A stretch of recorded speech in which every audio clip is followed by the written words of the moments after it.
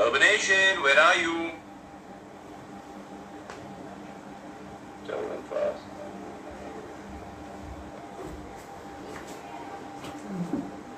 Urbanation, what's up? Love you guys as well. Hi, Rashami. Hi. Hey, what's up, Ayush? How are you? Hi, Blue Moon. What's up, Ankita? Hi, Swapna. Hey, John. How's it going? Hi, Nivi. What's up? Hey, Nirisha. Thank you so much. Thank you. I'm just waiting for these guys to join. Hi, Mom. They're like in the next room, but hi.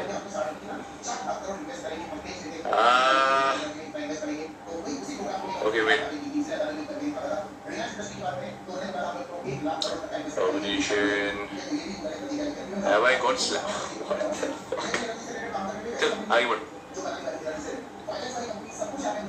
Hi Adarsh, hi Rohit, hi Brownie, bye. Hey Shivit, bye. Thank you so much. Hope you're doing well, yeah? Lots of love to you. Okay. There you go, Urbanation, join. Hi Urbanation. Been waiting for you guys. Hi Raj, how are you? Very well. Hi Chandrakant sir. कैसे हो?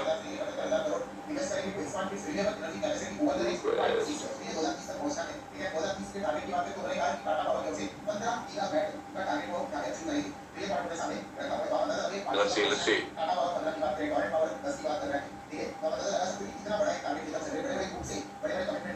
Oh, yeah, love me too, guys. Thank you, Anmol. Thank you so much. Hi, are you there? Hello, can you hear me?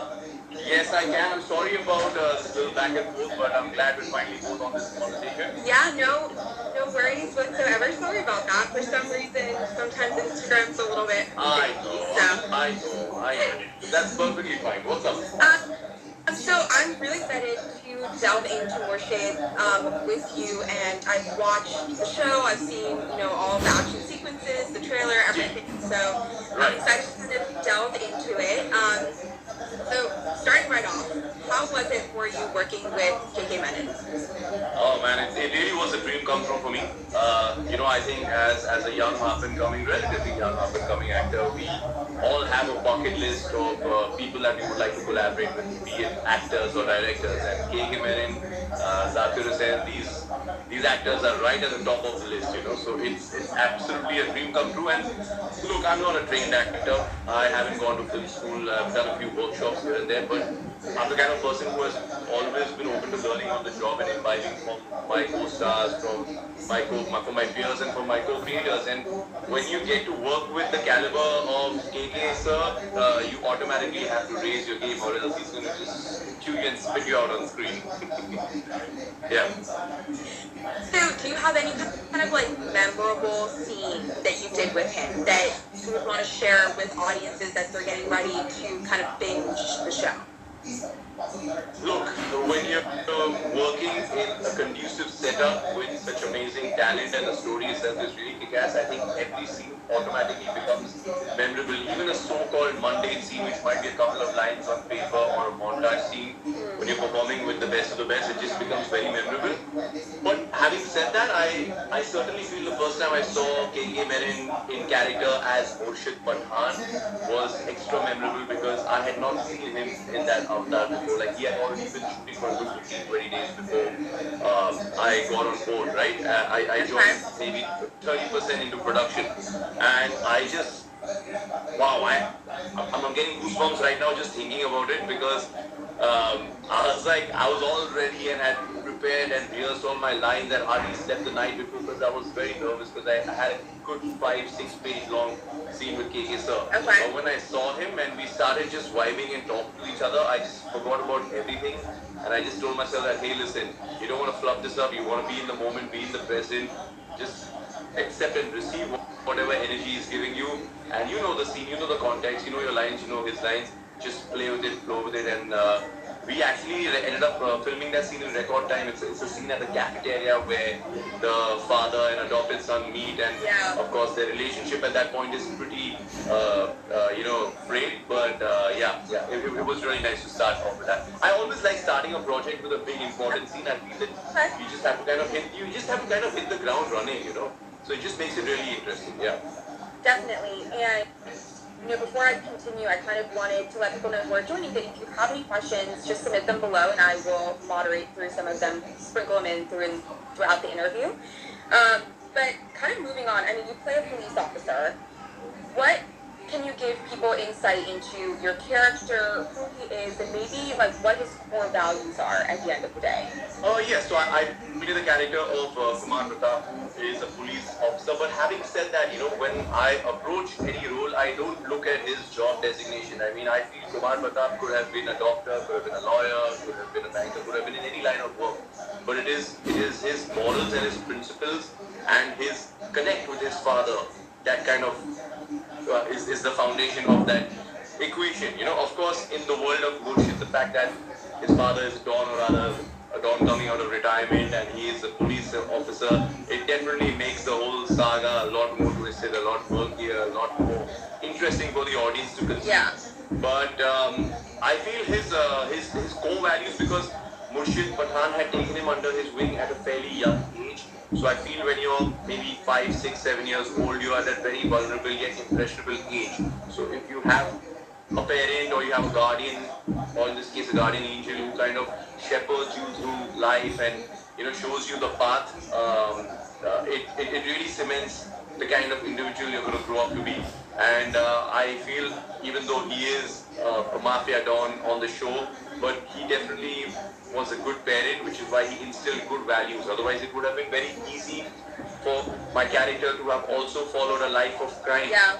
But he didn't. In fact, I feel many times when the parents maybe lack somewhere, or they are doing something wrong, in order to overcompensate, the kids perhaps veer in a dramatically different direction. And I feel that's what happened between Kumar Pratap and Murshid Pathan. Yes.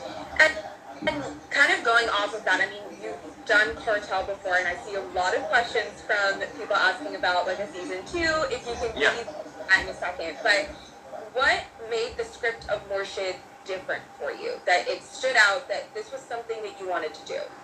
I don't want to give a very, la-di-da sort of answer. I'm going to say the way it was. I've worked with this director in the past on a show called Pura. I had a really good experience. He called me up and said, hey, I'm writing something new, and I'm like, okay, can you give me some idea, some brief about this project? And he's like, yeah, it's based in Mumbai, it's a gangster. I'm like, okay, gangster stuff, I love that. Okay, crime, great, I love that. I love the entire genre. And I'm like, okay, do you have anyone else on board? And he's like, yes, we have Zakir Hussain and we have KK Men. And he said very casually, I'm like, shut the front door, are you kidding me? I'm like, I'm on. It doesn't matter what my role is, I'm on. So he's like, hey, but sir, ek baar suk to lijiye, at least hear what I have to say. I'm like, okay, we will have a narration. But in principle, I'm on only. Paperwork and all we'll figure out later. But I want to work with KK sir and I want to work with Zakir sir. And you've made my dream come true, so we're going to do this. And of course, later we had a narration and we worked on the character, we worked on the scenes, we worked on the interpersonal dynamics, not just between Murshid and my character, but even my wife and myself and all the other people that I come in contact with, For those who have already seen and binged on the show, you know that a lot of the interactions that Murshid Pathan and Kumar Pratap have are over a telephone call in. They don't meet in person too often. That's because just the lives that they're leading and stuff, it gets very difficult in a megalopolis such as Mumbai for them to meet face to face every single time. Yep. No, definitely. And that's a great kind of anecdote for you to have, so even before the narration. Yes, yes, absolutely. So I want to take a break from my questions because I see a couple coming into the chat. Okay. The first is from Tarsha. She asked, can't wait for the show, where can we watch more shit? So would you want to give viewers a little bit of insight? Yes, so I've had a rich and really, really successful partnership with Z5 Global. We go back a long way. In fact, one of my earliest works, which was a show called Poison, was for Z5 Global. Then I had Codem, and then I had Abhay. So this is actually my fourth venture with you guys, and all have been given me the opportunity to do really diverse roles. So you can watch us on Z5 Global. It's streaming in a lot of countries, and of course it's streaming in India as well on Z5. So please go ahead, watch it. It's 7 episodes, about 30-35 minutes an episode. So you can literally binge start to end in, say, 3.5 hours. Yeah. And I will say I did binge it start to end because we have, like you're saying, a very close relationship with Z5. Yes. Because it allows us to have the same web series and OTT content that we wouldn't always get in the US. Yes. I was able to binge it, and it was amazing. So highly recommend binging it, because you're probably going to want to continue after a couple of days. Yes. Want the mystery of it from the one day. You know, actually, I've had so many fans write it to me from US, UK, from these countries, and they've given such wonderful response to our show, because, you know, for them, it's not just the show, but it's the setting. It's the fact that it's based and it's kind of showing the dark side, the underbelly of this massive city called Mumbai, you know, right from the 90s to the early 2000s. And they were absolutely stunned, because I feel an educated audience can always tell the difference between something you shoot on a controlled set as opposed to a real live location. And I think because Murshid was largely shot 80-90% on live locations all across Mumbai, it just adds that extra air, that tinge of authenticity to the proceedings, you know. So a lot of the feedback I've gotten from, especially from the international audiences, from all my friends and fans in the States, has been like, it is so freaking authentic. So for those of you who have not seen it, I think that's another good reason why you should see it, yeah? Definitely, and I love that you brought up live location, because my next question was going to be if you performed any of your own stunts. And so, do you have like a favorite memory from performing it? Yeah. Well, you know, I didn't have to perform too much of the action sequences of the show, just the way the story was conceptualized. In fact, Kiki sir did have some action and all, but largely I feel what makes Murshid a breath of fresh air across the gangster genre is that it's not very high on action. It's more like a game of chess, which is why if you even see the title of the show, which comes in the opening credits, you've got like one of the I think it's a king, or it's a pawn or something like that, you know. But yeah, and I feel because the characters, be it Murshid, be it Kumar Pratap, be it Farid, be it all these characters, they are all scheming and plotting what is the next best step for them to take, like they would in a game of chess. Okay. So I feel it's a different sort of gangster show, where I've obviously done shows which are very, very high on action and a lot of like dishum and, you know, all of that stuff going on. But this was a gangster show, I would say, for grown-ups. Okay. Yeah. Interesting. Why would you classify it like that? Be interested to know the reason behind it. Because I feel, okay, I'm 37, going on 38 years old right now. When I was around, say, 21, 22, the kind of content that I would gravitate towards automatically is action movies, bombastic, big explosions, the Michael Bay sort of movies, you know? Yeah. Really rock-em sock-em sort of movies. Then as I got a little bit older, I started enjoying action movies, but with brains. I started enjoying, like, say, like the Bourne Identity, where it's a lot of hand-to-hand combat, but there's a certain air of duplicity to the proceedings, so you're not quite sure if the other person means what they're actually saying, or is there like a hidden or a certain context or a subtext to it.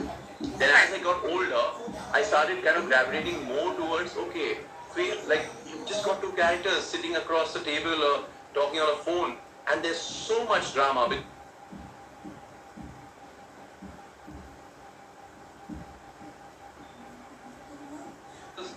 I don't like to be bound by genre. I like genres which are free-flowing, you know.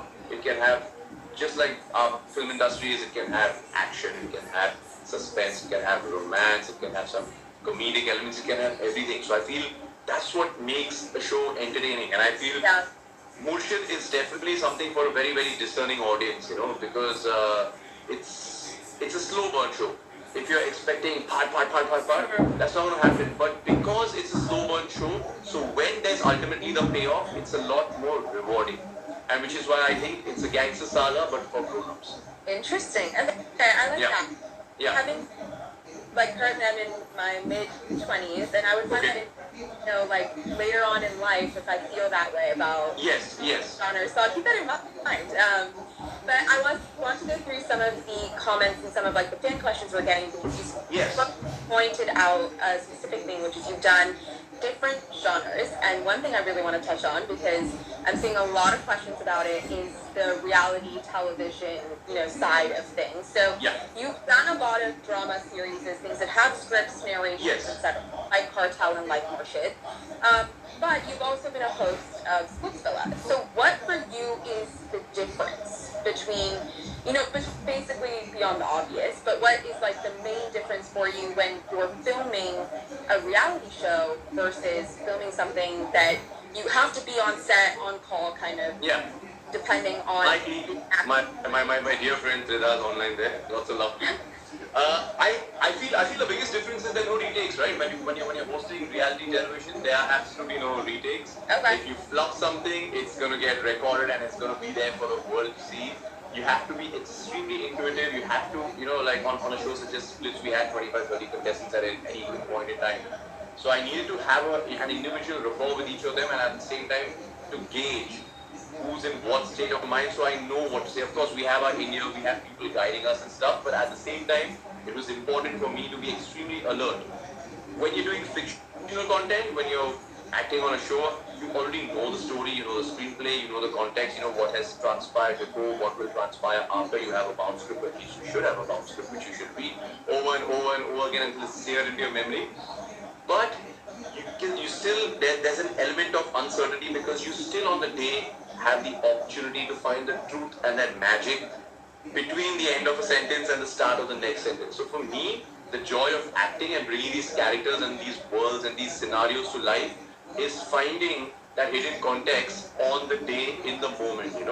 You discuss a lot with your co-stars, you discuss a lot with your creators, with your writers, with your director. All of that's good, but there must be something. You don't show all your cards, and I've always noticed that the best actors never reveal all their cards. They leave something for when we're actually filming. Okay. And if you're emotionally in the same area as they are and you're responsive to them, you're no longer acting, you're simply reacting. So I also believe that acting is also the art of reacting to circumstances, to people, to certain scenarios. On the other hand, reality television, it's like wham, bam, depending on the thing, right? Because sometimes you got to be the host, sometimes you got to be their host, sometimes you got to roast them, and of course,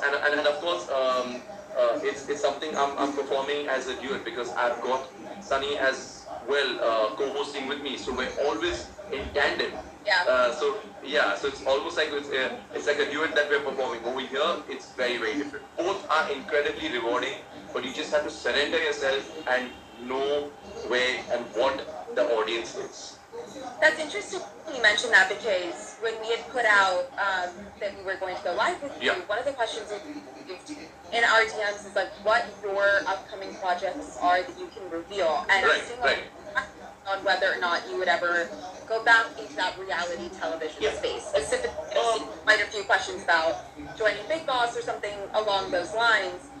Can you reveal about your upcoming projects? Yes. So after Murshid, I've got a show with Applause, the guys that done Scam 1992, the one, the Harsha. It's currently titled DAU, which is Domestic Anti-Terrorism Unit in Mumbai. It's a cop-based crime saga, again set in Mumbai, but set in currently 2024 Mumbai, and I'm playing ACP on that. So I really feel it's the year of the uniform because I had Murshid, before that I had a film called Yoda where I was as the special ops, and now I've got this coming out. I've got this really quirky, interesting, very Guy Ritchie-esque sort of film called Johnny Jumper, which is directed by Saurabh Verma. It's got Vijay Raz, Krishna Kalra, Zakir Hussain, Sarina Wahab, and myself playing the title role. I'm a cable operator who functions on rooftops in Bhopal, fixing people's dish antennas, but he's also a Parker expert and he's an undercover operative for the local law enforcement. And then, because of a series of unfortunate events, shit just hits the fan. It's awesome. I really enjoy working on that one. I've got this really, really sweet love story, which is tentatively titled Puppy Love. In fact, my co-star, a very, very dear friend of mine, Trida Chaudhary, she had just joined our life a few minutes back. So that's got Trida, that's got me, and